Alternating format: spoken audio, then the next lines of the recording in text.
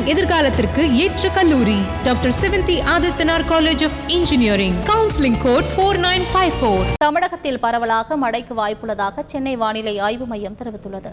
அடுத்த 24 மணி நேரத்திற்கு தமிழகத்தில் அநேக இடங்களில் புதுவை மற்றும் காரைக்கால் பகுதிகளிலும் இடி மின்னல் மற்றும் பலத்த காற்றுடன் லேசானது முதல் மிதமான மழை பெய்யக்கூடும் என்றும், நீலகிரி, கோயம்புத்தூர், திருப்பூர், ஈரோடு, திண்டுக்கல், தேனி, விருதுநகர், தென்காசி, திருநெல்வேலி, தூத்துக்குடி மற்றும் கன்னியாகுமரி மாவட்டங்களில் ஓரிரு இடங்களில் கனமழை பெய்ய வாய்ப்புள்ளது.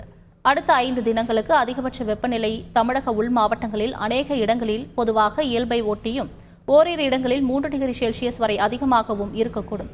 சென்னை மற்றும் புறநகர் பகுதிகளில் அடுத்த 48 மணி நேரத்திற்கு நகரின் ஒரு சில பகுதிகளில் லேசானது முதல் மிதமான மழை பெய்ய வாய்ப்புள்ளது. சேலம், ராமேஸ்வரம் உள்ளிட்ட தமிழகத்தின் பல்வேறு இடங்களில் திடீரென கோடை மழை பெய்ததால் வெப்பம் தணிந்து குளிர்ச்சியான சூழல் நிலவியது. சேலம் மற்றும் அதன் சுற்றுவட்டார பகுதிகளில் 1 மணி நேரத்திற்கும் மேலாக திடீர் கனமழை பெய்ததால் சாலைகளில் நீர் பெருக்கெடுத்து ஓடியது.